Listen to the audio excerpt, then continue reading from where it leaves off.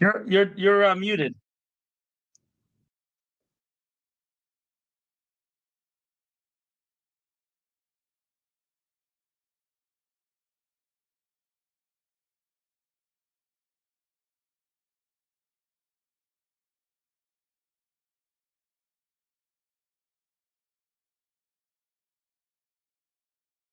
Mm, mm, mm, mm, mm, mm, mm, mm.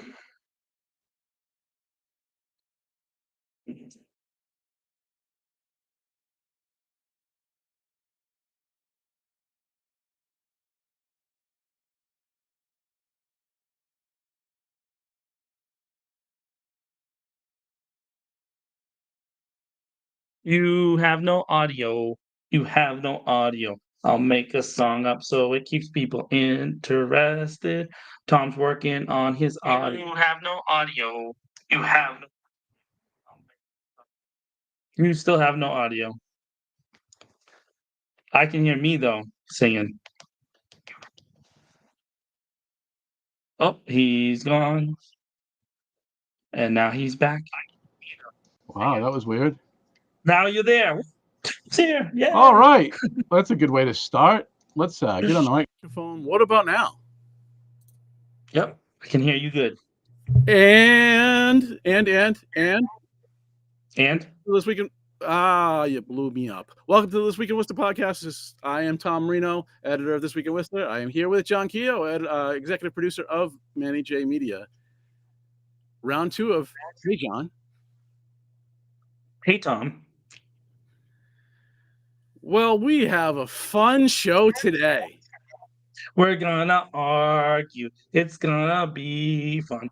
The first thing on our docket is you lowering your volume because you refuse to use any earpiece, and I can hear myself. Oh, how about now? How about now? Check 1, 2, check book, checkmate. Yeah, good enough. So the real first thing on our agenda today is the Worcester School Committee, and any of y'all listen can chime in anytime you want through the platform that the comments in the platform that you are using, and we'll address them as they come in.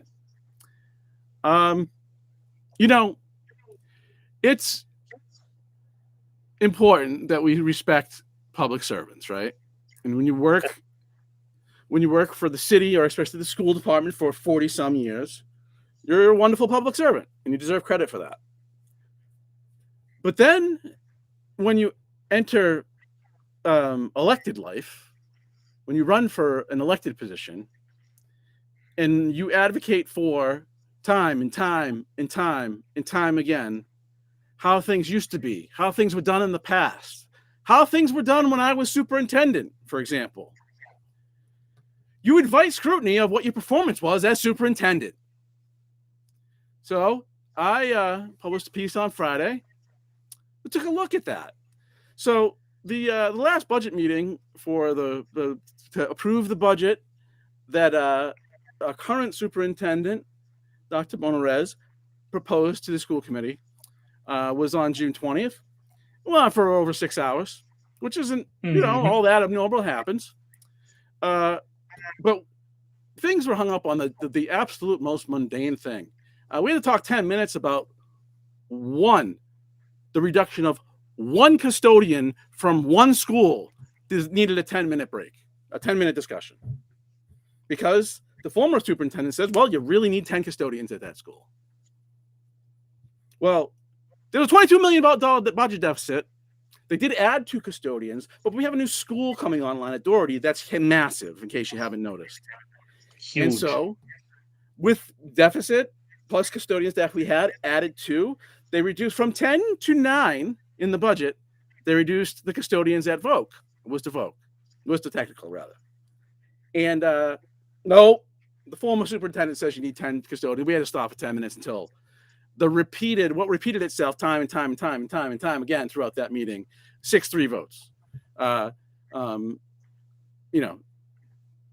Member Biancaria talking at length about nothing, and then member Roy, who doesn't say anything at all, voting with them.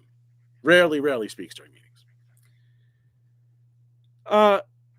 But probably the most infuriating part was, I and like we'll do a little. Kathy, by the way. I just want to say that I like her. I don't know. I met Ms. Benenda once. I've been in a room with Ms. Biancara. Never spoke with her. I never have even seen Ms. Roy live, so in person. So I don't know them at all. It's not really the relevant point here. But we're just gonna flip to a video real quick. Listen to some of the language in this.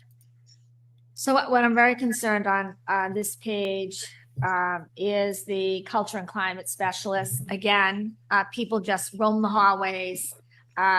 Just roam the hallways. My motion is that we cut the 21 new positions for climate and culture specialists. So I'm just wondering, when we look at this dollar amount of 1,169,000, and they're all non-teaching positions.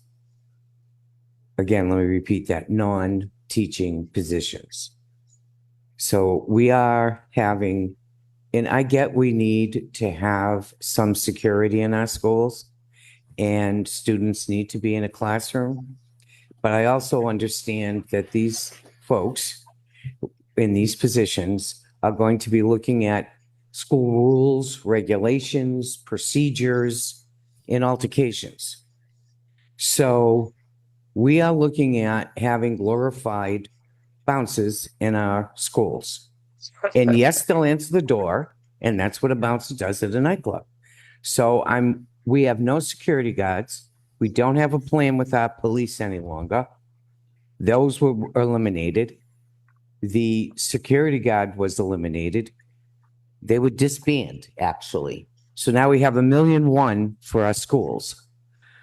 So I've been told a number of times that our schools are safe, but now we're putting in 4 to 5 people to roam the halls.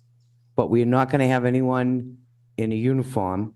We're not going to have anyone that is associated with our police department in our school. And we're not going to have any security guards in our schools. But we're going to have 5 people.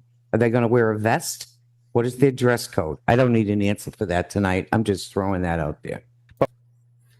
So this is how we talk about people who work for the Worcester School system from the school committee. And by the way, these are not new positions. They're not new positions. No, hold on. So they it sounds like, from what I could gather, is they piloted this last year, and they're adding 21 of the same position this year. So they're expanding it to other schools.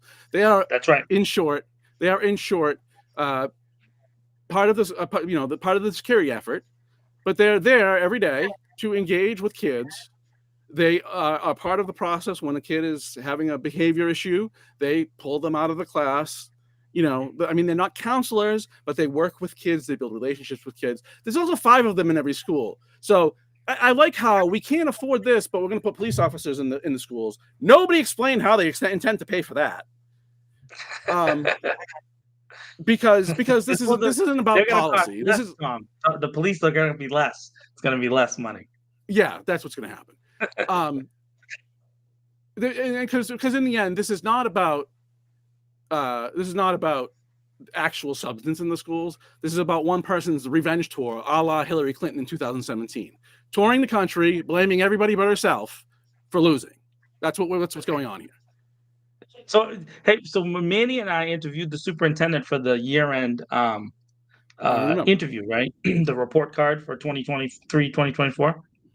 We were at Burncoat High, and we actually met some of the a couple of these folks in the hallways, and the check-in person for the school said to me and Manny at one point, "Thank God for these folks, because they kind of keep the hallways safer than they used to be." Now, this is not a criticism, but Burncoat for a long time was known as a school where there was a lot of fighting and there was a lot of things going on in the hallways. And so the first person that we ran into in the hallway said that they were grateful for these climate and control staff. So then, as we were walking down the hallway, because we had to walk around the U. If you've been in Burncoat High, there's a big U to get to certain classrooms. we saw what they were doing. And so what happens is the kids in between classes, they, like normal kids in high school, they like to hang out in the hallways, right? And so these staff, what they did was, as the kids were moving, they came kind of behind them and just kind of ushered them along into their classes. And they talked to the kids. They knew them by name. There was no physical contact of any kind. It was just encouragement. Hey, you're headed. Where are you going? You're going to the gym? Okay, that's cool. That's that way. And you're going to this class and that class. And it was just that kind of deal.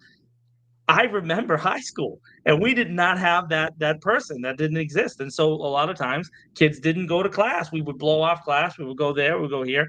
I understand I was a troublemaker in school, so I did a lot of things not good. But in this case, I saw this position actively working in a school that has had some issues in the past, and the staff members all seem to be encouraged by it. So don't we want our staff in our schools to feel good?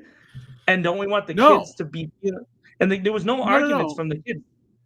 No, because it's new. You see, it's a new idea. Right. It's a new thing in Worcester Public Schools, and anything that didn't start before May of 2022 is bad. If the last superintendent didn't do it, it's wrong. That is what I got from this school committee meeting. The number of times that we heard, this is how it's been for years. This is how we did it for years. The most mundane things. This is how we did it for years. This is how it's been for a long time. And even once she managed to say, I think it was a slip up. She said, "Well, when I was superintendent, we did it. Did it X, Y, Z." You're not superintendent for a reason. You know what those reasons are? Well, I don't know. Actually, I can't ascribe the reasons, but I can tell you what performance was. Right? I think you're gonna. I am. Oh, I'm gonna. So let's talk about dropout rates. So in former Superintendent Bernenda's first year, 2017, right, 2016-17 school year, the dropout rate was 2.2%. That was 242nd. I put TH in the piece, and I shouldn't have, because it's 242nd in the state, according to DESI stats. It moved up in former superintendent's last year, 2022, 22 school year, to 2.1%. That did move up a bunch of spots. So moved up to 220th in the state. Okay, a little. So if you use the high school population at the time, in 22, it was like 72 change students. It was about 7 more students she kept in school. Congratulations. Okay. We could also, and now look, I'm not a fan of MCAS. Don't get me wrong, but it is an empirical measurement that we can use, right? So what I did was in 2022, her last year, there were 17 different measurements that DESI provides. Different grades, different math tests, science tested a couple grades, etc. Tell the people watching who DESI is. DESI is the Department of Elementary and Secondary Education. Here in Massachusetts. The primary is basically it's complicated because it's not that we do have an education department, but DESI is kind of the governing body of all the schools, of all the school systems. They're the ones that do the oversight on budget and on necessary spending, right? Every city there's a formula that spits out what every city has to spend of their own money on schools to be eligible for the state funding. State funding being the overwhelming majority of what funds education in Worcester and every other municipality. So there was 17 tests or scores that DESI put out for 2022.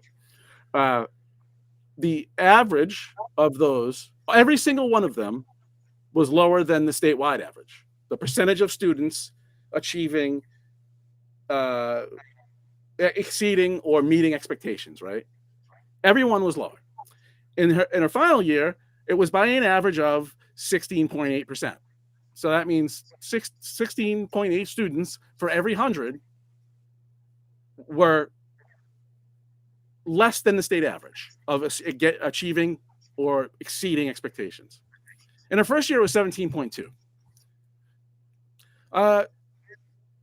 like 1,500 kids out of the 24,000 kids in her last year. If we use the numbers from the last year, it's about 1,500 kids got to meeting expectations over 6 years.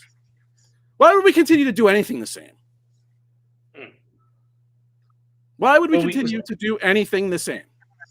The other thing, the other big thing is that so to me, again, this it's kind of an open and obvious thing that we have a person who is upset that they lost their job, specifically upset at the group of people in the room that they're now a coworker with. And they're going to do anything they can to derail the process. And to me, that's just ridiculous. And none of it has anything to do. None of it has anything to do with doing better for the kids to go to Worcester Public Schools. Zero. True. It might in their mind. Yeah. But we're talking about, and if you read my piece on this, I have a healthy dose of former Mayor Ray Mariano's appears many times in the piece as well, because he started in on this superintendent months after she started.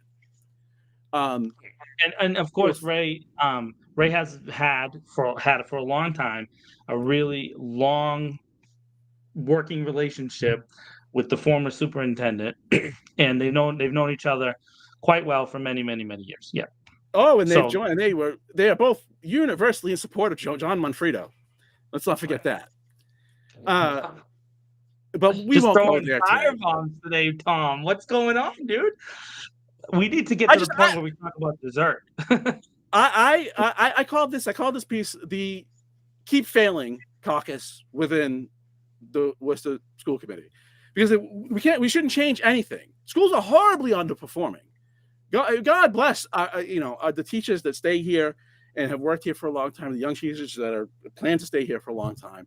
It's not their fault.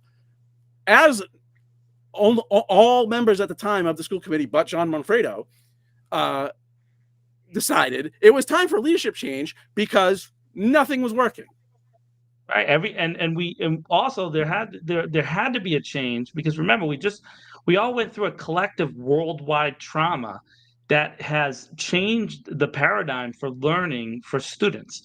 And we have to take time to have an invested, dedicated leadership structure that's trying to figure out this new group of students that just had this really radical shift. And it's not just the fact that we had COVID and they got shifted to online learning, which was universally a failure, Zoom-based classes. But we also have to look at the fact that these kids are different than the kids right before them because of device culture, right? Everybody has tablets and phones, and so learning has changed. And so we can't have someone that was leading in a different paradigm lead now. We had to have a change.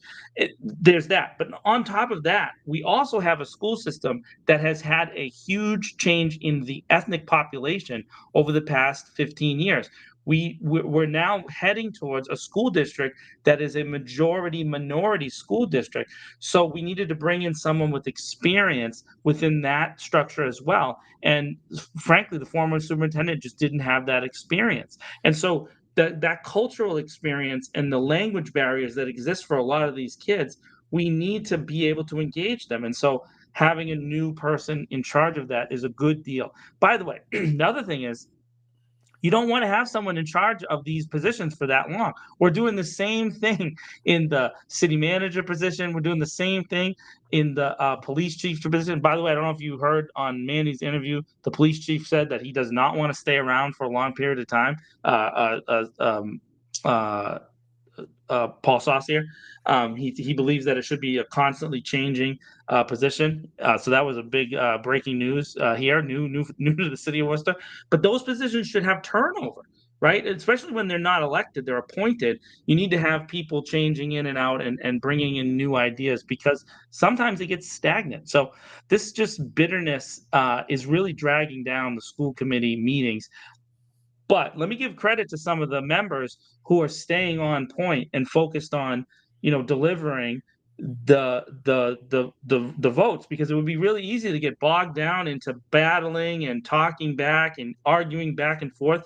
And so I give credit to the members who are not doing that, because they're just not getting involved in some of the back and forth that is really happening. There's lots of personal attacks. There's a tone sometimes in the room that are just it's actually worse than the city council in some It respects. is. How It is. bad it is. And my favorite part of that clip was actually school committee member Biancaria lamenting that there won't be more long-term suspensions, because that's what's good for kids, is not being in school at all. And this is actually what started that was the issue, really, that started the trend toward as superintendent, Ms. Benenda moving out the door. It was the year before that, I believe. The year before they decided not to leave to renew her contract, if I remember correctly, maybe it was 2 years. There was a whole scandal about how many kids that they were throwing out of school. Right. And as expulsions soon as were way up. Yeah, because that's what's best for kids, is to throw them out of school because they misbehave. Not try and work with them, not try and do some corrective. I mean, people need to understand that although you personally might be, we live in a very poor city. We do. And we do live that's a really big issue that people don't realize. These kids Right. mostly economically are coming from tough economic situations, and we really have to invest in them in a different way. And so of course they're going to be upset. Maybe they didn't eat that morning, right? So it's like it's not the easiest situation to be in. I know this because I was a poor kid growing up, and so sometimes I would go to school pissed off. And then I would get to school, have to do school stuff. And then there's other kids who were very similar to me who were also pissed off. And then guess what happened? We got pissed off at each other. It's not really that difficult. It's not that complex. Yeah. It's not that complex. And so we need to create situations where these kids can thrive. That's the whole point of school, and is allowing a kid to thrive and to become the best version of themselves educationally, to become a good student, to be prepared for college if they're going to go to college, or be prepared for work life if they're going to be prepared for work life. When I was at Clark University, I just graduated last year. One of the things I did is I tutored students as part of my financial aid package, right? So I got grants if I tutored certain students. So I tutored students, and almost all the students that I tutored were either international students or local kids from Worcester who just had come out of the high school system. And I saw how unprepared they often were compared to the international students who knew how to, for example, write a 5-page essay, or be able to, make argumentation, because the graduation from high school to college is a very radical graduation. That's why usually the first semester of college is usually considered that easy thing, but it's a very difficult transition, particularly in your ability to say your thoughts and write your thoughts. Yep. And those kids struggled with it, and so I was able to kind of help them with that because I have experience writing. But that's something that's an issue, and we see now. Now that's 5 years ago. We see now a superintendent who talks about that. Dr. Monterez regularly talks about preparing students for secondary, for secondary education, for post high school, for work. She's preparing them maybe to own their own businesses. I've never heard a superintendent of Worcester talk about entrepreneurial classes for kids. This is what this superintendent is talking about, preparing these kids to become business owners, or go become doctors, lawyers, whatever they're going to be. That's the kind of thing I think is amazing. We're not just making them workers at Macy's or CVS. She's trying to prepare them for an opportunity to have economic jump, to go to the next level for them and their families. And to me, I think that's the kind of leadership that we really need. So in the end, all this is doing is making me support Dr. Monterez more. Yep. God forbid that our school system produced workers that businesses wanted. Maybe some of them would move here. Yeah, maybe kids would stay here too. That would be great. Because that's what we do. We have a huge exodus of young people in the city. Our city, some of the things that have been happening lately, people didn't notice in those census numbers, despite the fact that we have an influx maybe of people from other places. We also have an aging population, and that is a more dramatic curve. We got to pay attention to that. And part of the reason is because young people are leaving. It's not that they're not here. It's just that they're not staying in Worcester. And why? Why aren't they staying in Worcester? There's many, many, many reasons why. We have to make the city, including the school system, be a reason why people would stay. You want young families to move here and bring their kids up in our school systems. That's what you want. And we're just not, we need leadership that is focused on that and not focused on the past. And there's also been and this will be this next piece, and what has become a series on the Worcester School Committee. The next piece will address administrative costs. This has been a narrative, again, started by Ray Mariano, who, it's interesting. We have a 6th term. This is now, there was a term off for member Biancaria of the school committee. She lost, had a term off, and then won again for this current term. But this is now in her 6th term.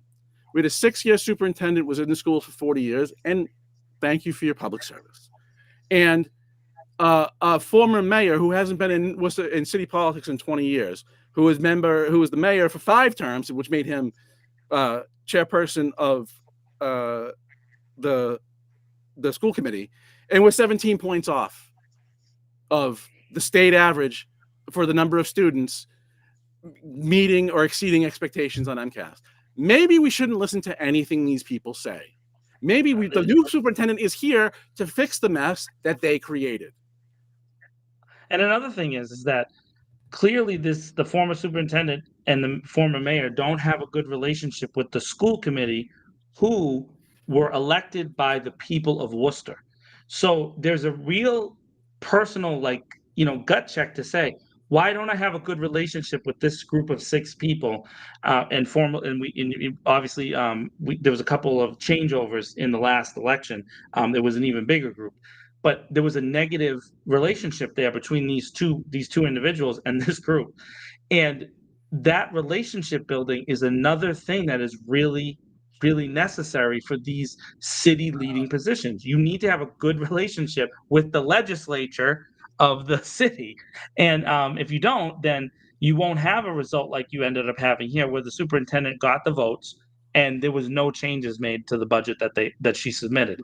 So that gives you an idea that those 6 people, and I thought that, I watched all the meetings. I know you watched all the meetings. When you see the meetings and you watch the actual budget hearings, what I saw a really robust at paying attention to details by this group of people. So including the 3 that are arguing about it. So there was a lot of details brought up here, but it wasn't like you had one group that's just going to blanket vote for this thing. No, they really questioned.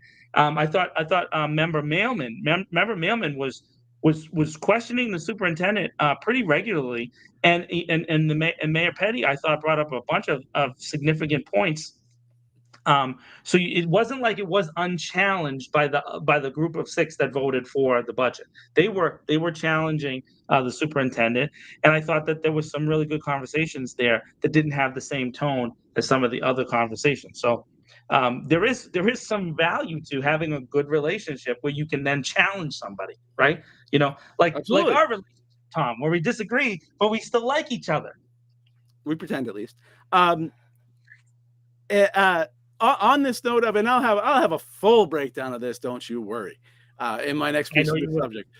But this is the reality of administrative costs, according to DESE, who looks at school budgets and audits them, right? So keep in mind the numbers for 2024 are still projected according to DESE. They're based on the budget that the school committee passed a year ago for the school year that just finished. So that that hasn't all been wrapped up by DESE yet. But this is the data we have right now.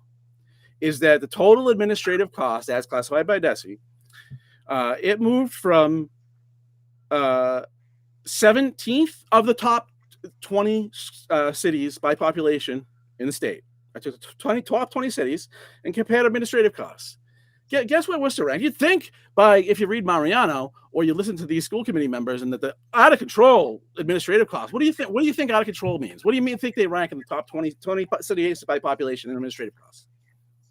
Well, I mean, I happen to know the numbers, so I'm assuming that they're actually pretty low because the numbers are really not that high, the percentage of the overall budget. The administrative costs changed from 23, which, remember, Superintendent Monterez started July 1, 2022. That's the first day of the fiscal year. She had nothing to do with that budget, right? This budget that we're talking about now, last year, she submitted a budget proposal, which was, the school committee went through. Same thing happened this year, right? So this is her second budget. Even though she's going into her third year, this will only be going into the second year of her budget proposal. So in the last year, administrative costs went from 17th of those 20 cities to 12th. Okay. So there are 11 cities. We went from the last quarter to the third quarter. That's out of control. That's a spending spree, according to Mariano. That's a reduction. No. As in the highest. So highest would be 1. So we went from 17th, understaffed administration, to 12th. Okay. So we went up a little bit. Yep. There's no doubt she put more administrators in place. Maybe because she knows how to run a school system. Just a thought. And the increase of the percentage of total budget. Those are, by the way, not total cost. That's a percentage of the total budget, right? Because of course, Boston's total budget is 3 times the size of Worcester's. Other cities have much smaller budgets, so I did that by percentage of total budget. By the way, Boston is it's 1 spot ahead of Worcester still, with its 3 times the size of a budget. The numbers went from they changed 0.61%, changed a little over half a percentage point as a percentage of the total budget. Now the budget went up last year, right? It went up or down? It went up. It went up 0.61%. That's a spending spree, according to Ray Mariano, our education expert who hasn't been in government in 20 years. That's a big jump, Tom. 0.61%, 0.061%. So,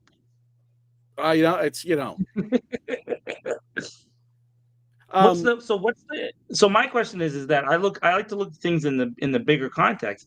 So the overall spend on administration versus teaching, right, is it's only about 3%, right? Yes. In the 24 projected DESE numbers, administration was $15.4 million. Instruction was $275 million, and the total budget was $487 million. So about 3%, right, of the total budget is spent on administration costs. It went from 2.56 to 3.17%. All right. So, I mean, to me, that's a reasonable number of administration. And it's not going to affect the $22 million deficit that was related to inflation that has led to some of these cuts. By the way, based on the information presented by member Bienda and Bianchera, it's not all teachers' jobs that are getting cut, because we were losing a janitor, at least one janitor from the total number of custodians went up 2, but they had to reallocate because they have a new building that needs more than 2, right? So we're moving stuff around. What I'm saying is that not every position or person, let me say it this way, not every person who may or may not have lost their job was a teacher, right? There were some positions that were lost. Like, for example, this is the other thing too. You got to listen to some of these. They don't listen to Mayor Petty. There was a bunch of some of these positions. I think it was 16 of the positions weren't someone getting fired. They were retirements. So, and now in the first year of the retirement, this is something people don't realize. If you look at that, that's part of the actual budget thing. They have to plan for the initial costs to move a teacher that's been around for a long time into the retirement plan, which is then moved into the general fund. But the school budget is part of that at the beginning, right? So then there's things that are related there that people don't realize. I mean, we're talking about people who have maybe been in the school system, like you said, for 25, 30 years, and they're retiring and moving on. And so their salaries are going to probably be actually lower than new teachers, because they started 20 years ago when teacher salaries were still ridiculously low, and they haven't made these huge jumps over the past 25 years.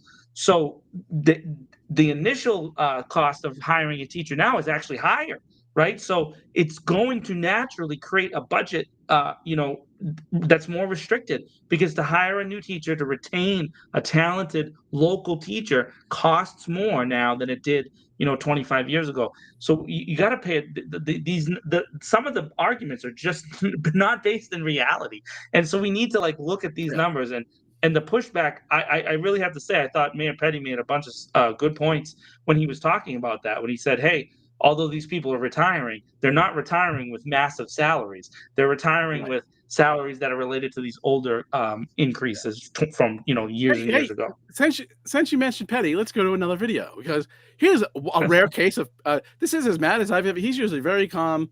He gets irritated, but he isn't. This is as angry as I've seen him in a meeting.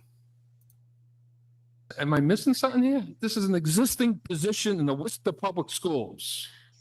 And we said we're going to save the job. No. Now we want to cut the job. No, So that we take the motion to cut it. You're understanding that they're going to take 50% of the profit from that high school. To pay for the position. Pay So for they the want position. so they don't want to cut it. Correct. So, To save the well, position. Well, how else can we get it so that Make a high cut somewhere schools else in the aren't- budget and ask to apply for the it. high schools are not losing their money? They need that money to fund. Everybody needs the money. We're trying to cut $22 million out of this I budget. realize- We got 400,000 in reserves, and they're going to have more money come into those reserves. Yes. Okay. So we're going to cut, the motion is to cut this position at, how much was that? 50 what? 52. So the motion is to cut $52,000. Roll call. Member Alvarez? No. Member Biancaria? Mayor, I ask you that please read that motion. The motion is, Ms. Fernandez's motion is to cut this position out of the budget. So $52,000 is my money associated with that. Well, hold on, can I? Now she's change the motion filibustering to in a roll call. Cut this position and transfer the duties to a current position? It's, We'll just make somebody else do twice as much. What are we talking about? So let me give you a little context on this. What they did, right? This is related to rentals of school facilities, okay? Right. So most of the rentals come from, as Mr. Brian Allen said, who's been with the Worcester School Department, school system since the Volk merger. He's been with schools since 1999. He said, what we're going to do here, rather than cut this position that is focused on coordinating rentals, right? Rather than cut this position, what we're going to do is we're going to basically put a tax on the revenue generated by rentals to pay for this position who's going to help coordinate this stuff, right? He made some other interesting points, however, about this. He said that one, our facilities, meaning the schools department's facilities, are horribly underutilized. We're using very little capacity. We want to see that improve, which would make sense to kind of bring that in-house, coordinate it with one person, have a kind of a unified effort, right? And the kicker about this is, and see, this is what happens when you want to play obstructionist, is things get said that show you for what you are. Mr. Allen also said that the department recently conducted a study of surrounding communities, and it found that the rental rates for Worcester's public schools are horrifically overpriced and is directly affecting why our facilities are so underutilized. Where did those pricing policies come from? How much? Maybe if the former superintendent had been competent with the pricing policies of those facilities, she could have paid for more another administrator who might have helped her not screw everything up. And this is something that is interesting. So South High, you went you were at the inauguration ceremonies in January. South High is brand new, right? And it's got this wonderful auditorium space, fully functional sound, audio, video. And so there's a bunch of groups that want to rent that. Local community theater groups, people who want to do events there, because it's literally as nice as an event space, and it really should be rented. So I actually asked about the pricing. What does it cost? And the number was unbelievably high. And I know this because I price venues all the time. And so, it was comparative with Mechanics Hall, and if you know Mechanics Hall, Mechanics Hall is this world class facility that is known around the world for being opulent and beautiful, and this is a high school, and so it really shouldn't be comparative. It shouldn't be even in the ballpark. And so what Not it even does in is the ballpark. it means that people won't rent the space. And so that's a way that modern high schools for decades now, this is not like something that started the other day. They will rent that space out at night, because remember, the kids are not there at night, and the space can be utilized to generate income that could then offset the school budget. So saying that they want to, and then but you need somebody who's in like you said, someone from the internal staff, because there are rules and regulations related to buildings that house children. So we have to have, you can't just have anybody coming into the school, and you have to coordinate security, you have to coordinate all these things that and those have to be paid for. And then guess what happens? The staff that works at the school, they get income offset because they're getting paid for staying later or different things like that. The school creates income not only for the building and for the overall budget, but for their employees that are in-house. And that should be the way. And you don't want to be bringing in outside companies, because you have a bunch of other schools where you could bring people from and give them an opportunity to make in a little bit of extra cash. It's literally genius, but this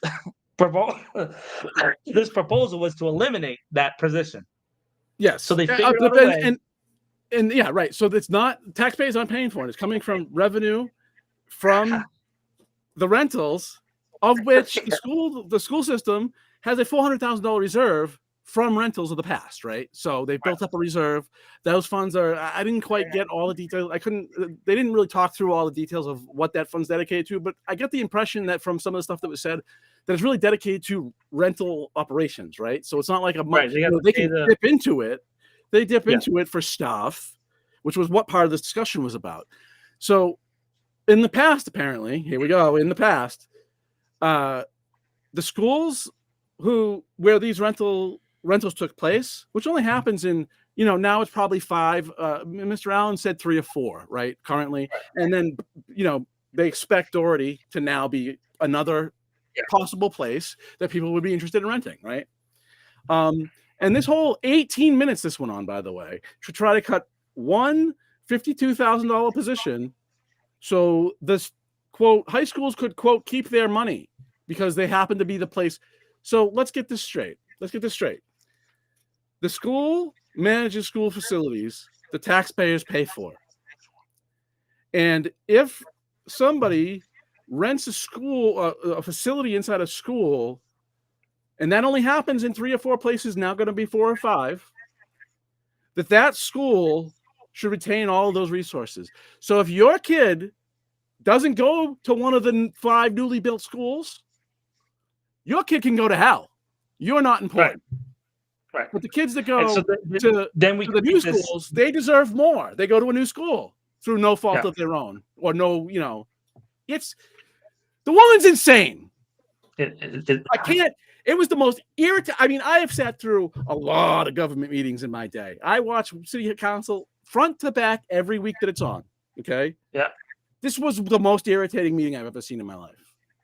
It was pretty rough, and like you said, I know Mayor Petty pretty well. I have a good relationship with him, he does not get that mad.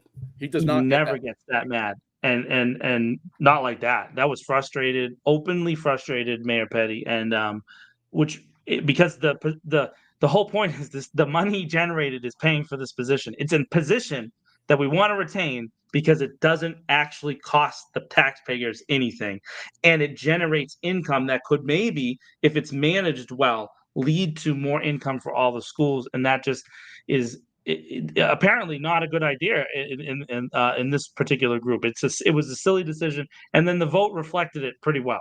That motion was denied, which it should have been. Yeah, they all were denied. These two went on, and I mean, from we want to throw more kids out of school, to we want to let the high schools keep this money. Like, what are we talking about? So screw the kids at the school that don't.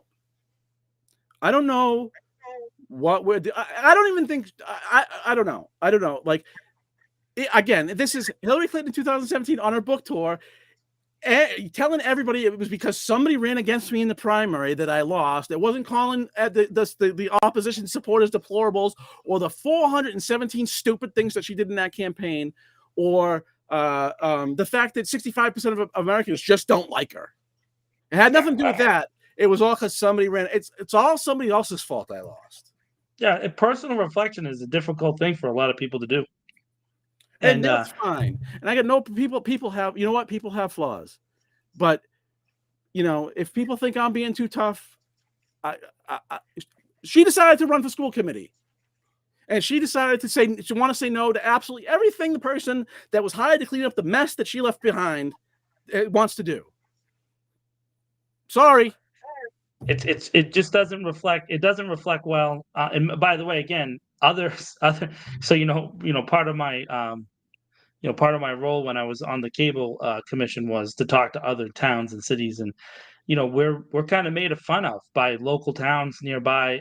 We're not respected at all in our government functions, and so this is just another example of we want to be a world class city. Remember, that's what the city manager says. We want to be a world class city, and but we can't get on the same page about the school budget.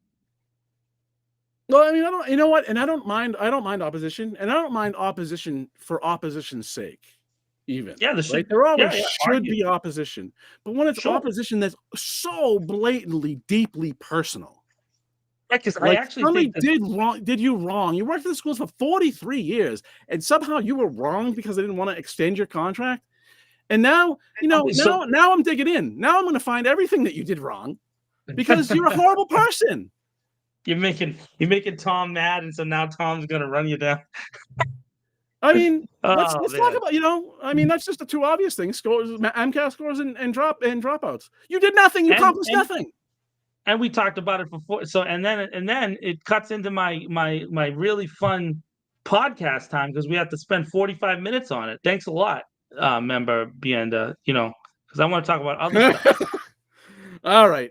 So I'm gonna have there's another piece ready to go that's gonna come out tomorrow, and we're gonna talk about how your kids, if you don't happen to go to one of the 5 schools that were built in the last decade or so, screw your kid. We're gonna talk about that every day. By the way, every 3 days. I know some of the members do watch the show. I hope that they do push for the superintendent, and I hope Superintendent Monterez does lower the prices of the rentals, make them reasonable, and even consider beating the market, right? Because it will draw people, long-term people. I know several theater groups that are interested in renting out the schools, and the way that you draw those things is you have to create sustainability, because these prices are not, you can't try to make a killing on these things. You need to just, and by the way, the schools otherwise are just sitting empty. They're sitting empty, not being used, or they could be used by groups that, and you can make it for nonprofits. There's so many organizations that could benefit from use of those facilities, because we do have really expensive facilities here in Worcester. JMAC, like I said, Mechanics Hall, Tuckerman Hall, the DCU Center. They're all really, really expensive, and more expensive than facilities in surrounding towns. And so we need to be competitive. All those theater groups, by the way, they're going to towns around and they're renting out their things. So we're again losing money. Worcester money is going to Auburn and Holden and all these other places. We need to change that.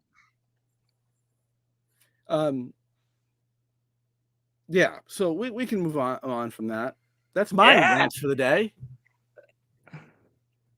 It's just the whole thing is kind of pathetic and really disgusting. Stuff. You want to talk about the Supreme Court now? That there's no deference to this, to this superintendent, and you brought this woman in from California to run the schools for a reason, because the school committee thought that she was exceptionally qualified. I happen to agree. It's been 2 years. That's not a fair time to judge. I mean, normally you want a lot of like a 5-year window to judge. Generally, it's a high school session and a year, right? So because you kind of want to get a grip on an 8th grader, and what is to really determine how she's doing is the 8th graders when she first started. graduating from high school. That's kind of giving you an idea because they have to transition from 8th grade to high school. Then they have to go through the hardest years of their lives for most people and then become, college students or move into the workforce. That period of time takes 5 years to judge. And so you need to get a person that has 5 years under their belt to really get a grip on whether or not they're succeeding. And so then that's really the time period that you're kind of looking at. So give her a chance. She still hasn't been given a full chance, by Right. by this particularly small group of people that are against her. And last little anecdote. Brian Allen, again, been with the school system since 1999. He's basically the CFO of the schools, and he's a deputy superintendent. When he said that there was $400,000 in this reserve fund. Remember, Benenda said, I couldn't say the name right then, said, well, they actually don't have that much, and then went on a whole rant about what happens at South High School. The new South High School opened in April 22. Her position finished May 31st, 22. She doesn't know what happens there. It's a different school, for God's sake. Yeah, a much better school, a safe school, a school that is built for kids. But she knows, what, two years removed from being superintendent, she knows what's in the facilities reserve fund. And Brian Allen there that feed her information, and there's parents that, again, there's a group of people that are just against things, and that's just the way it is. It's just opposition for the sake of opposition. Yeah, and again, no, it's not, but it's so blatantly and obviously deeply personal. It's really reprehensible. Like, again, there should be opposition. No, there shouldn't be 1,009 no votes. There shouldn't, right? Even opposition just to be the opposition. So there's opposition. Opposition for opposition's sake is fine, but it's so deeply personal and not about, it's not being done in good faith. And Biancaria just repeats what Benenda says. Roy doesn't say anything. It's gross. The whole thing's disgusting. Moving on. Tell us how you really feel, Tom. Supreme Court decisions. Dun, dun, dun, All right, dun, dun. let's find out all the reasons why you're wrong on Chevron. Go. All right. Well, Chevron. Let's hold Chevron for the end. Let's first start with Grants Pass.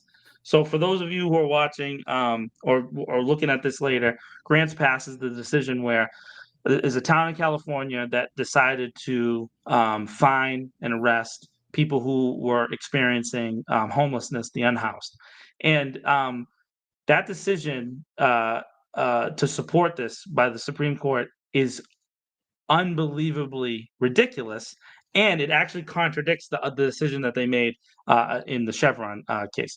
But so what this does is it actually criminalizes sleeping in the outdoors. And for me, like this is an example of people who have not experienced things.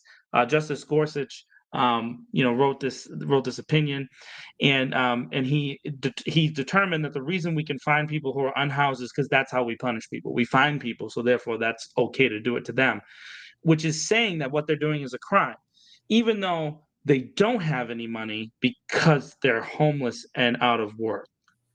Okay, now let's not get into the other things that are factors of homelessness, but let's say this. Last year was the biggest single year increase in homelessness in the history of the United States. We had 12% increase, a 12% jump in a single year. And it's not all people from other countries.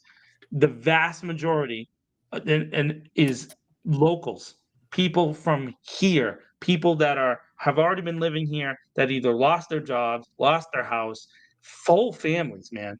And in Grants Pass in particular, you can go and watch the videos for yourself. They're really difficult to see. You see entire families, mom, dad, kids, living on the streets because the economy has affected the folks at the bottom really, really badly over the past decade. And so, and it's not just, and I don't want to say it's just Biden or just Trump. This is something that has been going on since the first term of the Obama administration. We're still dealing with the fallout from the housing bubble, from there's still things that are happening that people don't think. They look at economics only in these small gaps, 2 years, 4 years, but we're talking about decades long trends that we have to pay attention to, or our country is in a lot of trouble, which it is.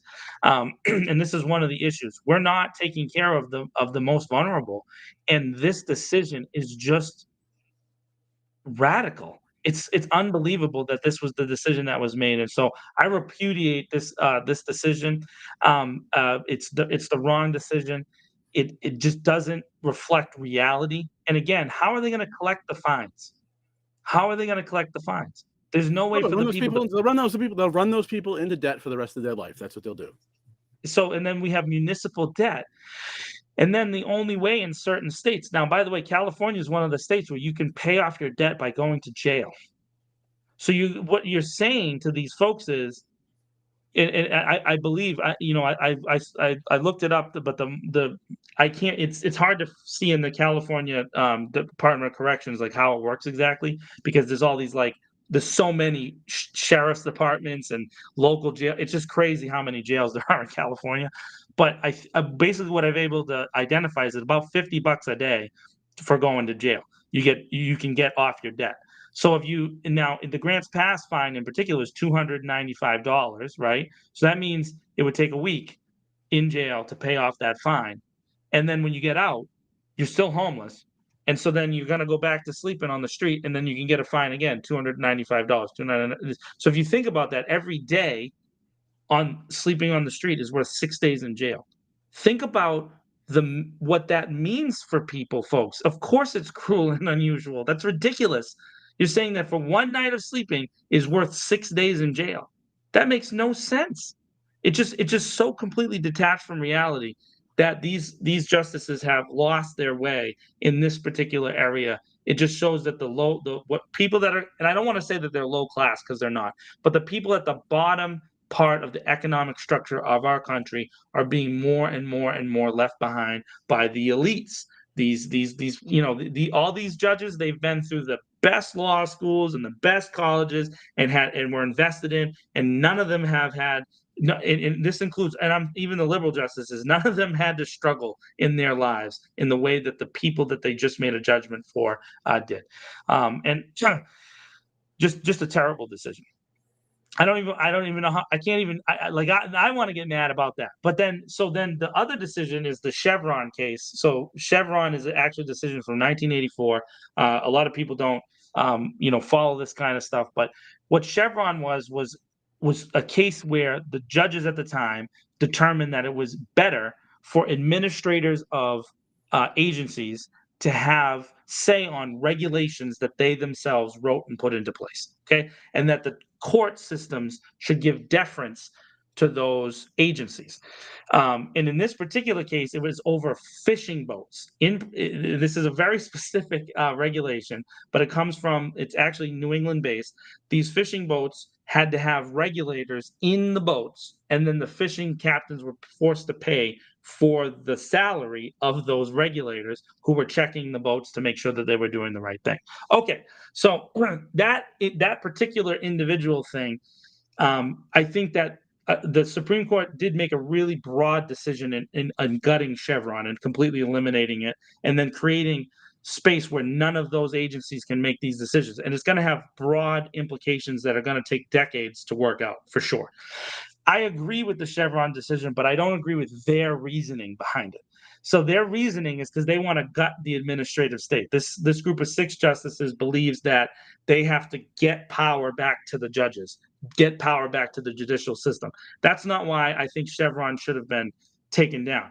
I think Chevron was wrong from the get-go because our legislatures for decades now have not done their job right, which is they don't write law, they write broad legislation, and then they let agencies fill in the law, which has created a power vacuum in Congress that has been fed by the executive. Now, when you have a president you like, right, doing that, you like their executive decisions, you like the agency members that they put into place, you feel good about it, and those experts might be doing the right thing. But when you have a president you don't like, you get these constant regulation reversals, which we've seen now, particularly since George Bush the first, as I like to call him.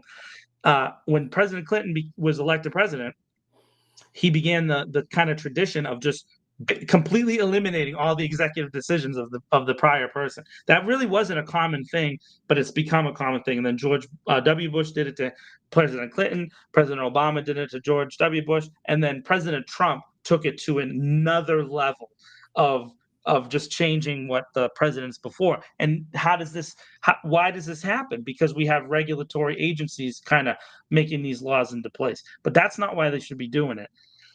They should be involved with these agencies altogether. There should be oversight. And so we lack oversight. And then you have the Supreme Court come in and make this broad, sweep.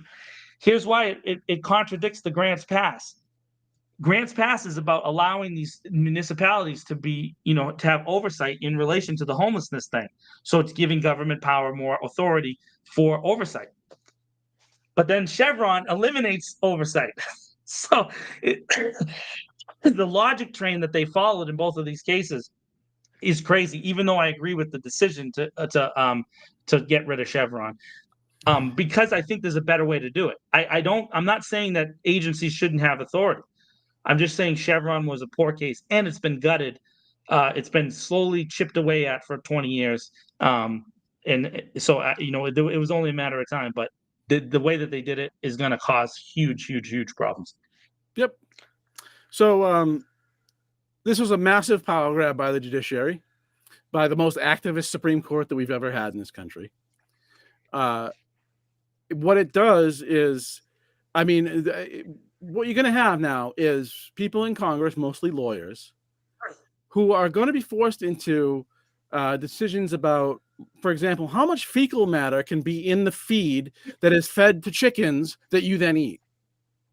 Right. And I don't want Jim McGovern or pick a congressman I can't stand, somebody I like or somebody I don't, deciding that. I want somebody who knows what they're talking about. And so what you're going to have is, I don't even understand how this is even practical. So what are we going to have? All these regulations, billions of regulations. Some of them are bad, and I'm against bad regulation. I'm with people that want to cut bad regulations.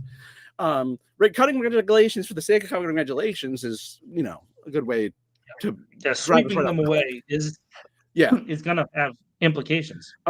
So the safety of our food will suffer. The safety of our drugs will suffer. The safety of our motor vehicles will suffer.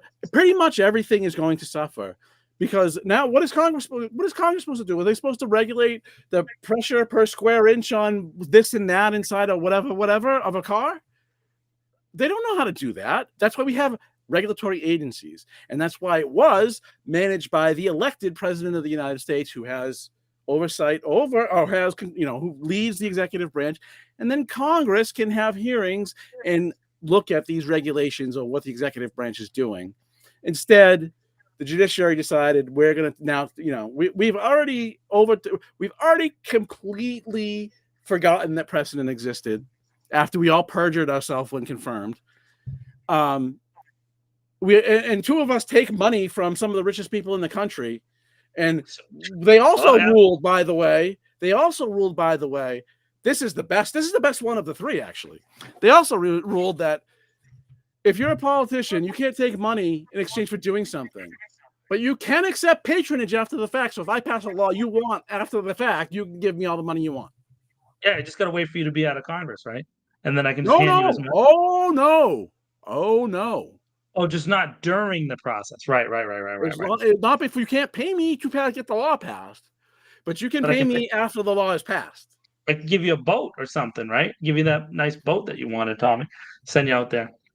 And this really ties into, in a way, this ties into the debates. But go ahead. So the thing about the regulatory agencies. So how does Congress do its job? Well, so now this is like a bigger argument about the kind of what's happened in American history over the past 60 years, since really President Nixon. There's a bunch of problems that happened in his administration that we are still paying for today, and Lyndon Johnson too. I don't want to get him off the hook, but the Vietnam War led to a bunch of structures that we're still dealing with. But anyways, the problem is that in some of the agencies, what you have is you have somebody who's lobbying Congress to write a law in a certain way.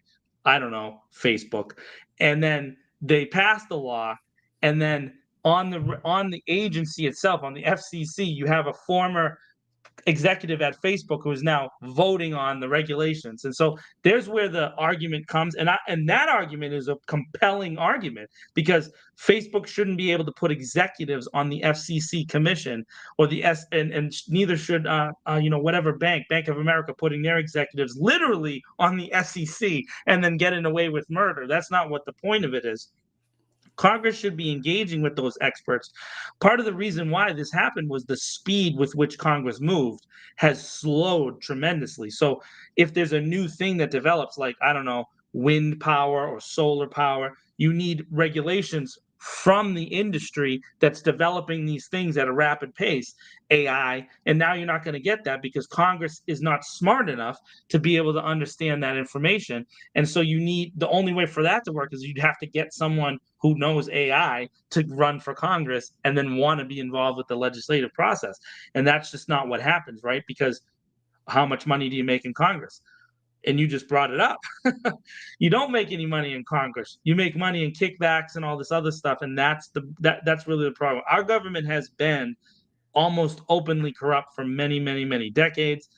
It's really, really bad. And now the judges are just doing it blatantly. And so we have a broken system. And so this goes to the argument of many of my conservative friends and people who believe in this idea of the right versus the left and all this other stuff. You can't look at it anymore and say someone's doing it right, because none of them are doing it right. Not the executive, not the judicial, not the legislative branch. We're just dealing with a total failure of American government, which of course was really reflected in the topic we're going to hit last, which is the debate between our two presidential candidates on Thursday. Yeah, just one last thing on this. It was many years ago now, maybe a decade ago. I was involved in a different business, and I went with a professional group to Washington, D.C. to lobby, basically, right? It was that professional group's day on the Hill, right?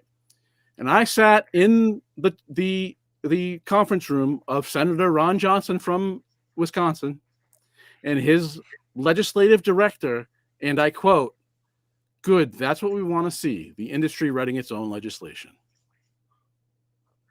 And that is why we're where we're at. And then we get activist judges who then make this decision in the way that they did it. And by the way, like I said, I agreed with the core part of the decision, but they didn't do that, which I thought Judge Jackson, not Judge, Judge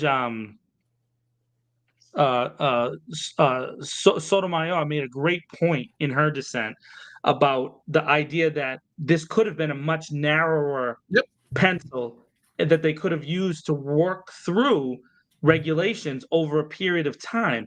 But because of this so broad, they just swept away 40 plus years of precedent. And the language is very clear that it is saying Chevron is dead. So every case based on it, so much so that then they had to edit the decision. If you saw that on Friday, they came up with a second edited decision where Judge Gorsuch wrote a signing note, which said, and you can see this on SCOTUS blog if you want to check it out. It's a great website that covers the Supreme Court.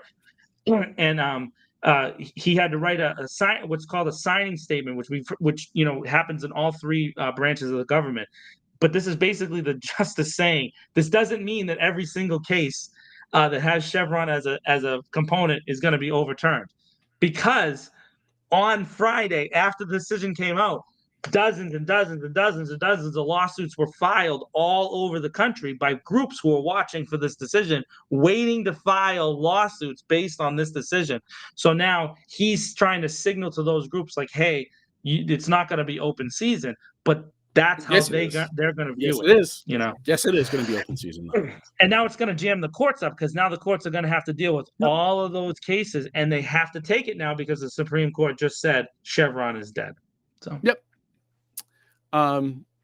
And then just I don't even want to spend much time on this. I didn't even watch the debate because I did. mean, I watched the whole debate. that's how interested I am. I saw some of the fallout, the day after. You know, I don't know. I mean, he was terrible, from what I understand. And then the next day, he's in front of a crowd and he looks like I mean, I'm not going to say he looks young and chipper, but he did a rally the next day and seemed like a different guy. So I mean, it's well, I have a wrap on this, but go ahead. Give us your thoughts. So real quick, and again, I'm not telling people who to vote for, who not to vote for. What I will, because I think that's I don't want to influence people, but I will say this: President Biden had a really, really poor performance. But in particular, I want to say that his handlers, the people who support him, the people who feed him information, they had a really, really poor performance because they did not prepare for the things that President Trump said. There was nothing that President Trump said that was unexpected. Every single point that he made is the things that he's been saying on the campaign trail and that he was saying when he was president. So you're not looking at new information. But not only that, in the debate they had in 2020, the same arguments were laid out then, and we had President Biden not prepared for those things, and that really makes it's almost like they tried to anticipate that Trump was going to go in a different direction, and he didn't. He didn't have a different direction. All he knows how to do is say whatever comes to his head. Doesn't matter if it's true or not. And so what happened was President Biden was so unprepared and so kind of stumbly that it gave opportunities for Trump to really play towards that middle of the road voter. But in particular, there was several times where he mumbled and he kind of drifted off into his thoughts. And President Trump was able to say, literally, I don't know what he just said. And that it just exacerbated it. And of course, because there's no audience and it's just two people on screen, it was really, really clear. But that doesn't even matter. And then the policy points, they both lied about a bunch of stuff and it was just crazy. So I don't even want to get into that. What I do, because we have two choices of two men who never tell the truth. Great. Awesome. And I don't even know what to say about it. But what I wanted to focus on was the media's response. And CNN in particular, which is not known for conservatism. And the panel that was on there is not known for being pro-Trump, not at all in any way. They had no choice but to say what happened. And that is both a good thing and a bad thing. It's a bad thing that our media has to be forced to tell the truth, because that's really what it is. But it's a good thing in that they had to tell the truth, because I could see it with my own eyes. You could, if you went back and watched it, you could see it with your own eyes. But I don't know that necessarily changes the candidacy of President Biden. We all knew that he's a man who's over 80 years old. We knew that. And we know that he's had some sicknesses and he struggled with things. So that's not a new piece of information. Again, I feel like it was predicated by maybe the media wants him to drop out. You've seen a lot of articles about, don't let Joe Biden become Ruth Bader Ginsburg, because somehow they're blaming former Justice Ginsburg for passing away and leading to President Trump being able to appoint a justice, which that is just, I don't get that kind of media coverage. It goes to the point of what you and I are trying to do here and what I do with Manny. And then that is you're supposed to let the truth be told. Let the person say what they're going to say. And then let the person make a decision. You talk about it all the time, Tom. Don't tell people who they can't vote for, right? Let them vote for who they want to vote for, even if you don't like the person, right? That's what you got to do.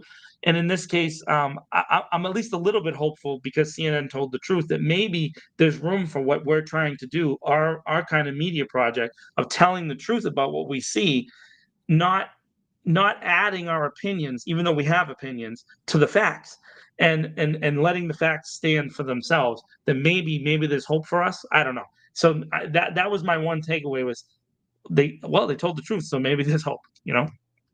Even though the two candidates did not tell the truth, not at all.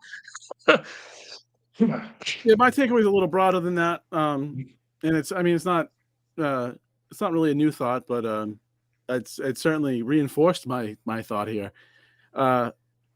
we have two corporate entities, the Democrats and the Republicans, Yeah, that wholly monopolize the federal political system. that's true. And this is what they gave us. One guy's Yeah. 78, one guy's 81. Yep. Both, neoliberal nightmares. I think one's worse than the other, but whatever. It doesn't matter which one I think it is. Think about that. The next time you at a sporting event, or you're in a place, or you're at city council, and in our Christian nation, because Christians are really Christian in America, we stand up and pledge allegiance to the flag, just like God tells you not to. Oh man.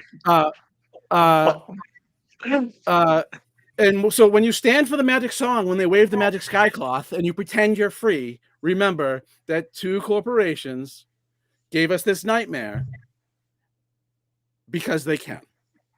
And So I think that's a great thing. Let's stop it with all the nationalist symbols, rockets, red glare bombs bursting in air gave us proof through the night that we're controlled by two corporations. I remember, when I really started to get involved with politics, I had a great history teacher. His name was Mr. Kai. He's passed away. I went to high school at North Brookfield High School years and years ago. I was living in a foster home, and Mr. Kai was just this great history teacher, and he was focused on. He loved to study history, and he loved to really get involved with it. And I remember one of the students in the class, and I won't say their name because they're still alive and I know them. But anyways, the student said in the class, Republicans and Democrats are just opposite sides of the same coin. And Mr. Kai said, no, that's not true. They're both on the same side of the same coin. One is just a little bit closer to the nose, and another one's just a little bit closer to the neck. Facts. And I remember that. Facts. I'll never forget that statement. And he really, their policies are really not at the national level really that different, right? There's really a couple issues that they have opposite approaches, but realistically, like you said, you pointed out this concept of being neoliberal. They're both pro the military, and again, the Defense Authorization Act has never failed since it became a regular year-end thing in 1967. 1967, it has never failed once, despite the fact that we've had Congresses that hate each other, blah, blah, blah. And if you go and look at the vote totals, we're looking at maybe, a handful of congressmen, senators, and representatives who have voted against that act over the past almost 70 years, right? Like they are both pro-military and the military industrialization. They're both pro-corporation. There's just now corporations on either side. Like you said, there's two big corporations, but they have companies that support either one. They don't really care about us. They don't. And that's really what it comes down to, because if they cared about us, we wouldn't have these as our candidates. We would have somebody hopeful, at least, someone who looks forward to the future, like we can be better, but we don't. We have just he said, she said, and actually he said, wah, back and forth, and there was nothing of substance. It was a different court that did this, but I mean, it's the same continuum, right? This is Supreme Court not that long ago said that spending money in elections is speech. Yep. And now the people that have all the money and are gaining more of it while the rest of us don't, they can not only spend money in elections, they can then outright political patronage, otherwise called as bribery, after the fact. You can pay somebody for achieving a policy result that you wanted. Again, I don't want the drama of if I'm at a thing and they play the magic song and they wave the magic sky cloth, that I don't want the drama of not standing, right? So I just do it because I don't want to have to fight some nut. But this is freedom. You're kidding yourself. You're lying to yourself. To give Mr. Kai one more piece of credit, because I know we're getting close. We got to wrap up, right? We're a little over, but I used not to stand for the Pledge of Allegiance in that history class, and he was in the Air Force, and he let me sit there, And then he told me about it afterwards. He says, you're making a decision, for your future life. And generally speaking, I stand for it now. And I guess more out of habit really than I don't look at the flag in the way that these people profess to look at the flag, and I don't believe them when they say that they have this feeling for our nation. Because if they did, they would work together and they would try to actually come to compromises. And that's the thing about national elections. None of these issues have changed, right? We've been arguing about abortion for 60 years, right? We've been arguing about immigration for 60 years. We've been arguing about military spending for 60 years. We've been arguing about corporations' influence in politics for 60 years. And you know what doesn't happen? They don't ever solve it. It's just a different version of the same problem, same continuum, because they want to stay in power. And if you want to talk about nepotism, I know that this week people were complaining that LeBron got his son drafted to the Lakers. By the way, I think it's pretty cool, and I'm not a Lakers fan. I'm a Celtics fan. But it's pretty cool that a dad and a son get to play on an NBA team together. That's awesome. Especially if he passes him, gets the dunk. That's dope. But nepotism in Congress is unbelievable. We have families and legacies and just crazy nonsense all over our country. They've lost their way. They've lost their way. Hey, so we got to end, right? But bro, I just want to acknowledge Shawnee's comment. Sean. And yeah, that's a really deep topic that would probably go another half an hour. And I yelled too much today. Yeah, I yelled too much today. I tell you what, though, man, Bernie, there was a point when if Bernie had run, I think he would have.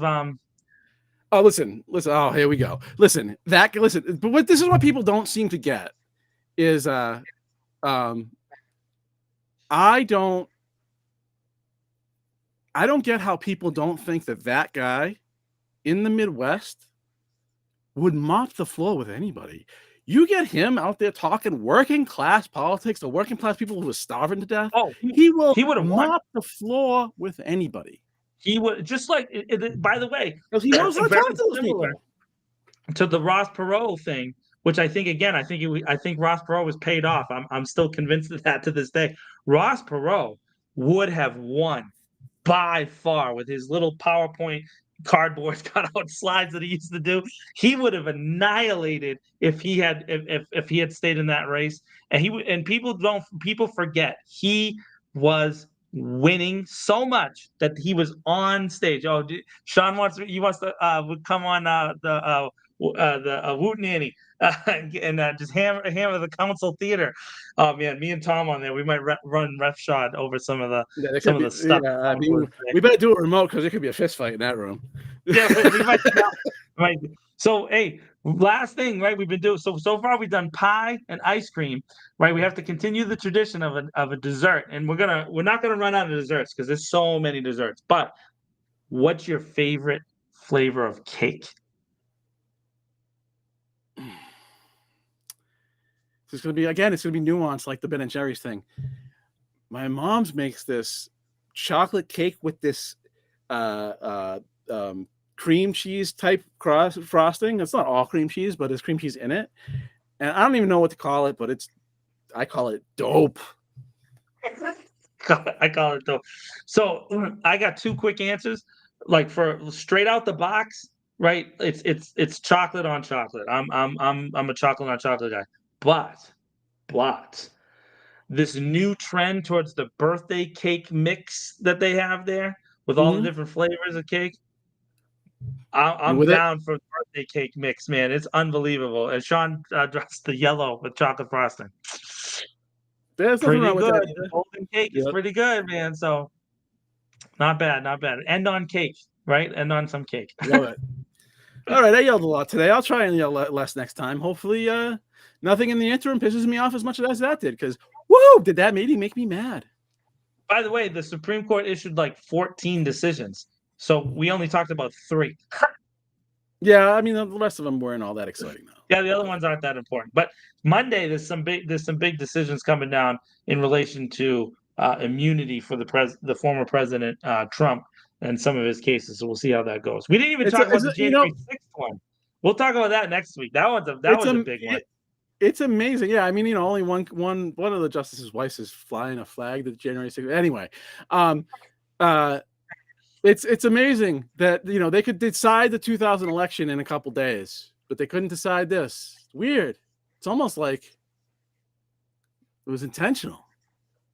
I don't know. I mean, I'm not trying to be conspiracy theory, but there is a sense to me that maybe they were waiting until after the debate to see who did what to make their decision, and because it's kind of a consensus that Trump won the debate, even though I don't know that he did anything different than he does, versus President Biden, that maybe they'll decide for President Trump because they think that that's like a bellwether for the country, and so that the country will be okay if they make the decision for Trump, where maybe if they had done it last week, they didn't. Because it does seem, particularly with the emergency abortion thing in Idaho, that they punted on making the actual decision, and they're waiting to see the political fallout from this election before they make that decision.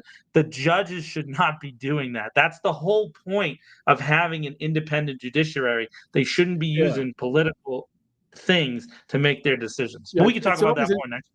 Yeah, it's always interesting what they take a scalpel to and what they take just a crowbar to. And man, did they crowbar that Chevron, man. That was a bus they drove. They drove over that thing. It is repudiated. Man, he wrote it. Man, he went to town. I feel like he's been writing that thing for years. He's been waiting to drop that bomb. It might be it's like legislation. Maybe Clarence Thomas's Nazi-loving benefactor wrote it. Oh no. Tom just taking shots. All right. We should stop this before I say something even dumber. Yeah. That is it for This Week of This Worcester podcast this week. We will try and do better next week. We are out.